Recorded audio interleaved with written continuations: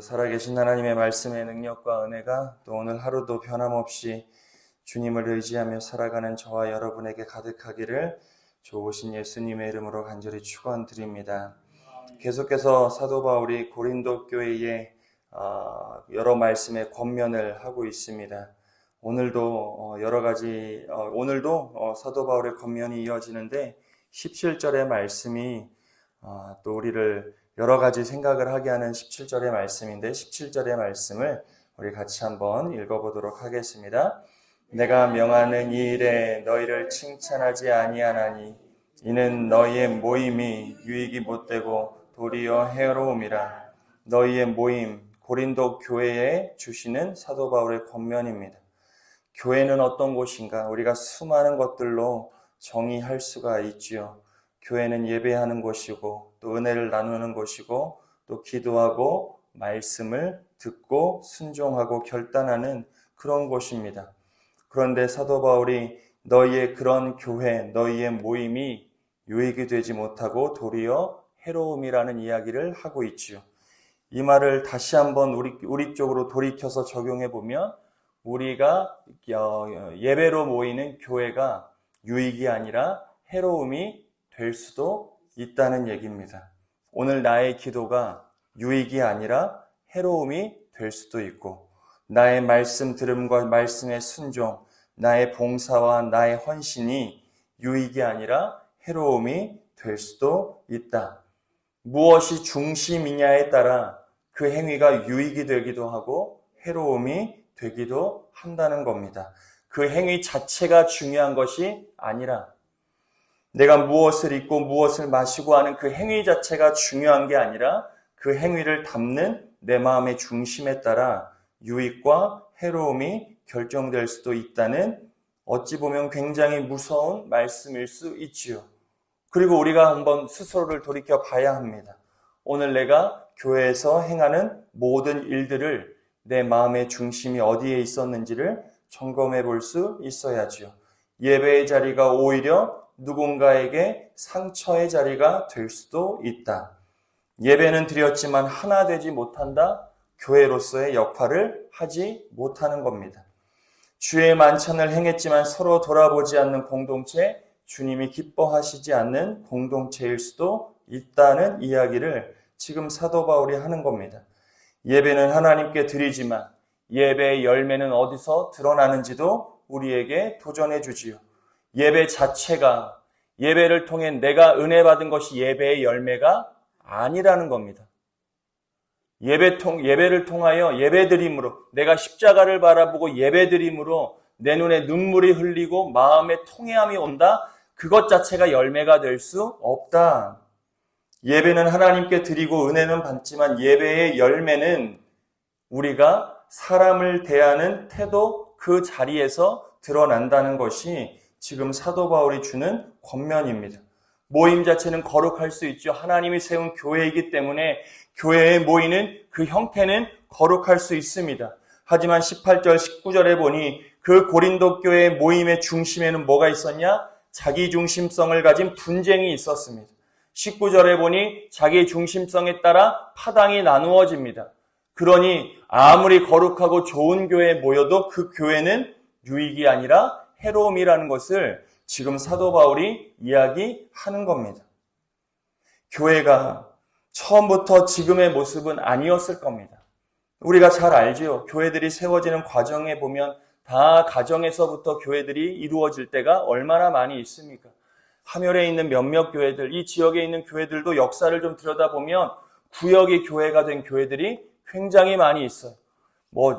저기 칠목마을에 칠목구역이 있었는데 여기까지가 오기 어렵고 구역 식구들이 점점 늘어나니까 교회를 개척해 주어 그쪽 구역, 그쪽 마을의 식구들이 교회를 섬길 수 있어요. 그렇게 해서 교회들이 퍼져 나갔던 겁니다.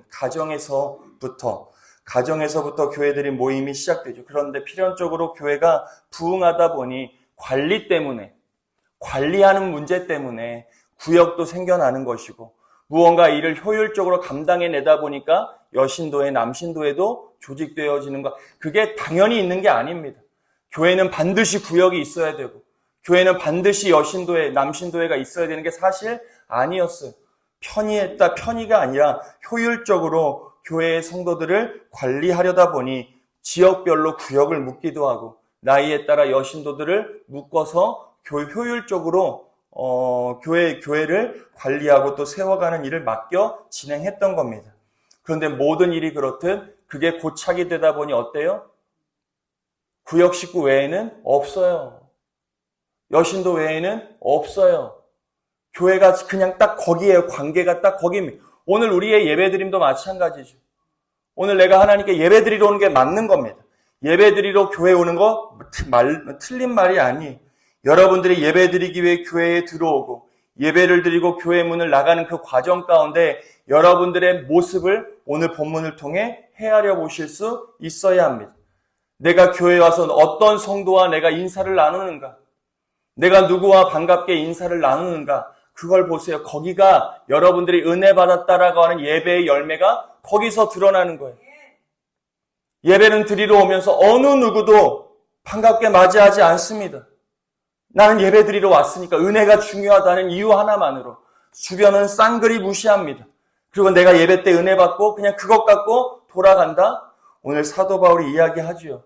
그거 유익되는 삶이 아니라 오히려 그 삶이 누군가에게 상처와 해로움이 될 수도 있다. 이게 당연히 우리가 늘 읽고 늘 말씀 통독 가운데 읽었던 말씀이지만 이 말씀이 우리에게 굉장히 도전이 될 수 있어야 됩니다. 그러면서 만찬에 대한 이야기를 합니다. 너희들이 주의 만찬을 교회 가운데 늘 모일 때마다 나누는데 너희들이 어찌 주의 만찬을 나누면서 이렇게 분쟁을 하고 파당을 나누어 너희가 교회를 섬길 수 있느냐. 초대교회는 늘 모일 때마다 각자의 음식들을 가지고 모였습니다. 그리고 주의 만찬을 모일 때마다 나누었어요. 그게 오늘날의 교회의 전통으로 이어지지요. 그래서 지금도 매주일 성찬을 나누는 개혁교회들이 있습니다. 그렇게 하기가 좀 어려우니 매월 한 번을 성찬을 드리는 교회도 있지요. 또 그것도 여의치 않아 절기라도 만찬을 나누며 주의 정신을 기리는 교회들이 오늘날의 많은 종교개혁 이후에 생겨난 교회들이 그런 전통을 이어가고 있습니다. 초대교회는 모일 때마다 일주일에 7번 모이면 7번 내내 만찬을 나눕니다. 그런데 어떤 문제가 생겨요? 20절 이하에 보니까 주의 만찬을 나누는 시간이 정해져 있습니다. 그런데 부자들, 좀 여유가 있고 넉넉한 사람들은 시간적 여유가 있다 보니 늘 모임에 일찍 와요. 늘 모임에 일찍 옵니다. 그러니 어떤 현상이 일찍 오니까 만찬을 먼저 나누는 거예요. 그런데 여러분들도 아시다시피 일이 많고 해야 될 일이 많고 무언가 생업이 바쁘신 분들은 모임에 일찍 올 수가 없지요. 늦게 와요. 늦게 오면 어떤 일이 벌어져요? 이미 주의 만찬이 끝나버려요. 그러니까 일찍 올 수 있는 넉넉하고 가진 게 많은 사람들은 주의 만찬을 풍성하게 나눕니다. 심지어 어떤 자들이 있다고 해요. 취하기까지 한대요. 포도주를 먹으면 취하기까지 한대요. 뒤에 오고 아직 오지 않은 성도가 보이지 않습니다. 있어야 될 사람이 있지 않음이 보이지 않아요. 내가 일찍 왔으니까, 내가 은혜 받으러 왔으니까, 내가 만찬 나누기 왔으니까, 내가 먼저 은혜 받는 게 중요하니까, 내가 먼저 다 취하여 심지어 주의 만찬을 나누다 취기가 오는 그런 현상까지 초대교회에 일어났다는 겁니다. 빈궁한 자들, 그래도 자기 생업을 어찌어찌 감당하고 뒤늦게 헐레벌떡 달려나온 성도는 그 나눔의 자리에서 배제가 되어버리는 겁니다. 주의 만찬이 자기 배를 채우는 그런 자리가 아니라 은혜를 함께 나누는 것이 주의 만찬의 근본적 본질인데 그것이 초대교회 때 고린도교회, 적어도 고린도교회 안에서는 완전히 상실된 것이죠. 예배는 공동체에 주시는 하나님의 은혜를 받는 자리인데 내가 은혜 받았다는 이유로 공동체를 완전히 무시해버리는 한 성도들의 신앙을 오늘 사도 바울도 지적하고 있는 겁니다.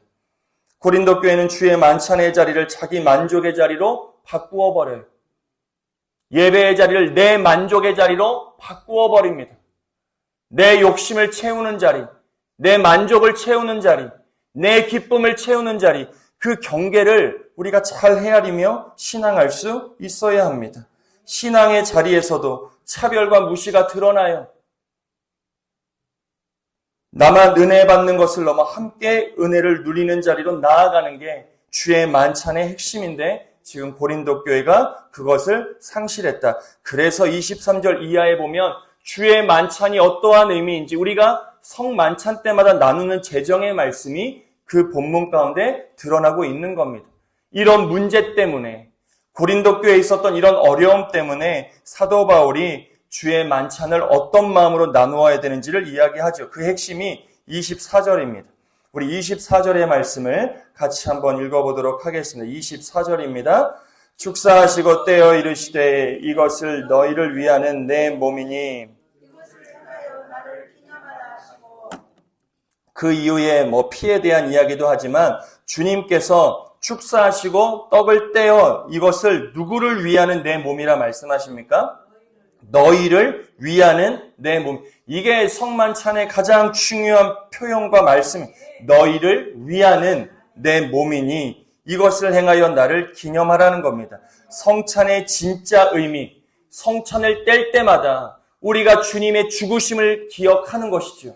죽음의 어떤 죽으심을 기억하는 겁니까? 너희를 위하여 내가 죽을 수밖에 없었던 그 의미를 너희들이 만찬을 통하여 깨닫고 그리고 어떻게 하라는 거예요? 그렇게 살라는 겁니다. 내가 너희를 위하여 죽었듯이 너희도 누구를 위하는 삶을 살아가라는 것이 성만찬의 의미예요. 근데 성만찬이 내가 주님의 떡과 잔, 주님의 몸과 피를 마심으로 내가 은혜 받고 주님과 연합되는 자리로 끝내는 것이 아니라 그것을 더불어 우리의 삶의 자리로 나아가 우리도 누군가를 위하는 삶을 살아내는 것이 성만찬, 지금 고린도 교회가 회복해야 되는 신앙의 모습이었다는 겁니다. 예수님께서 십자가를 어떻게 지실 수 있었는가? 주님도 우리에게 똑같이 얘기하시죠. 너희도 자기를 부인하고 자기 십자가를 지고 따라라. 우리는 쉽게 얘기한 주님이시니까, 예수님이니까 십자가 지셨지, 예수님이라고 어떻게 십자가를 그렇게 당연하게 지실 수 있었겠? 우리와 같은 성정을 가지시고 육신의 몸을 입고 이 땅 가운데 오셔서 우리와 같이 이 땅의 삶을 사셨던 주님이 어찌 십자가를 당연하게 지실 수 있었겠습니까? 무엇 때문에 지실 수 있었겠습니까? 능력 때문이요? 그가 가진 어떤 권한 때문입니까? 아니요. 십자가를 짊어져 죽기까지 우리를 위하는, 우리를 사랑하는 그 삶이 그에게 있었기에 예수님께서 십자가를 죽으실 수 있었던 겁니다. 우리도 십자가를 질 수 있어요? 없어요? 있지요. 어떻게 하면요? 누군가를 위하는 그 사랑의 마음이 내게 있으면 우리도 십자가를 짊어져 살아갈 수 있는 거예요. 내가 많은 일을 감당하는 게 십자가가 아닙니다. 내가 누구보다 더 많은 고통을 겪는 게 십자가가 아니에요. 내가 누구보다 더 남을 사랑하는 마음으로 십자가를 짊어지는 삶이 진짜 우리에게 주신 사명의 길임을 잊지 않아요. 우린 때론 착각해요. 내가 누구보다 많은 일을 하니까, 내가 누구보다 교회에 많이 나오니까, 내가 누구보다 교회 일 더 많이 헌신하니까, 누가 하지도 않는 일 내가 하니까 마치 내가 십자가를 짊어지고 있다는 착각을 할 때가 아니요. 너희를 위하는 사랑의 마음 없이는 십자가를 짊어져 살아갈 수가 없는 자기중심성을 내려놓는 것. 내 중심의 신앙, 내 중심의 사고, 나만 위하는 내 생각을 내려놓는 것이 성찬을 통하여 주시는 하나님의 진짜 은혜지요. 너희가 매주 나누는 성찬을 통해 이걸 깨닫지 못하면 너희의 모임은 해로움밖에 될 수 없다는 겁니다. 그리고 사도 바울이 마지막에 권면합니다. 26절의 말씀을 같이 읽겠습니다. 너희가 이 떡을 먹으며 이 잔을 마실 때마다 주의 죽으심을 그가 오실 때까지 전하는 것이니라. 매주일 먹고 마심, 매일같이 먹고 마심을 통하여 주의 죽으심을 기억하고 너희가 너희를 위하여 너희가 누군가를 위하는 사랑의 마음으로 주님이 오실 때까지 삶으로 이 성찬을 전하며 너희의 모임이 유익이 되는 삶을 살아내라. 사랑하는 여러분, 오늘 말씀을 통해 너무너무나 당연한 것 같은 여러분들의 신앙의 일상들을 늘 점검해 보시는 은혜가 있게 되기를 간절히 축원드립니다. 교회도 마찬가지. 교회 건물 자체가 세상 가운데 영향력이 있는 게 아닙니다. 지금은 그런 영향력도 사라졌어요. 동네에 교회가 들어오는 거 동네가 반기지 않습니다. 왜요? 땅값이 떨어진다고요. 교회가 들어오면 땅값이 떨어져요. 그런 시대예요. 교회를 환영하지 않은 교회 건축 그래서 어렵죠. 민원이 해결이 안 돼요. 교회가 들어오면 세상이 박수치고 야, 저 교회가 들어오면 우리 동네에 소망이 있겠구나. 함께 견뎌주고 교회가 지어질 때까지 함께 마음을 나누는 거 없습니다. 교회가 동네에 시끄럽게 공사한다 난리 납니다. 그래서 건축도 못해요. 그러니까 멀대로 건축하고자 하는 교회들이 동네에서의 민원을 해결하지 못하니 먼 곳에 땅을 사 먼 곳으로 나갈 수밖에 없는 지경에 오늘날이 이르게 된 거죠. 세상이 악해져서 그렇습니까? 세상이 악해져서 교회가 핍박받는 거라고 생각하세요? 아니요. 교회가 교회로서의 역할을 못함도 있기 때문이죠. 우리 빛내리 재단도 마찬가지입니다. 우리 빛내리 재단도 이곳 가운데 세워주시고 오늘날의 세상 가운데 영향력을 발휘하는 것, 야, 이 어려울 때, 야, 빛내리 꽤 대단하다. 정말 아무것도 없던 허허벌판에 어찌 알고 그 좋은 자리에다가 이렇게 교회를 잘 지어가지고 지금까지 잘 성장했냐? 이것 자체가 세상이 주는 영향력이 아니죠. 이 교회가 오늘도 주의 만찬의 정신을 가지고 어떻게 성도와 목회자가 세상 가운데 살아가느냐, 그것이 교회의 유익과 해로움을 가름하는 중요한 기준이 될 수 있다. 그런 면에서 교회도 늘 깨어 점검하는 겁니다. 교회가 정말 유익이 되는 모임으로서의 존재가 있는가? 아니면 혹 세상 가운데 해로움을 끼치는 그런 교회가 되어가는 것은 아닌가? 우리 교회가 늘 깨어 하나님께 기도할 수 있어야죠. 성도도 마찬가지예요. 여러분들의 당연한 신앙생활을 당연하게 받아들일 것이 아니라 늘 깨어 내 신앙을 돌이켜볼 수 있어야 돼요. 내가 주님의 몸된 제단과 공동체에 정말 유익을 끼치는 신앙생활을 내가 하는가?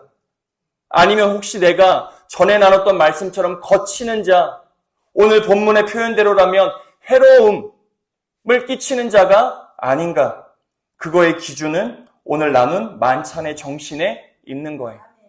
자기중심성, 내가 옳음, 나의 편의, 나의 만족의 신앙생활이 아니라 나는 좀 불편하고 어렵고 나는 좀 바치더라도 누군가를 위하는 신앙생활과 삶을 내가 살아가고 있는지를 오늘 한 날도 여러분들이 점검하시며 주의 죽으심을 기억하고 그가 오실 때까지 여러분들의 삶으로 전하는 이 사명의 삶을 온전히 살아내어 예비하신 주님의 은혜를 마음껏 누리게 되는 복된 은혜가 있게 되기를 좋으신 예수님의 이름으로 간절히 축원드립니다.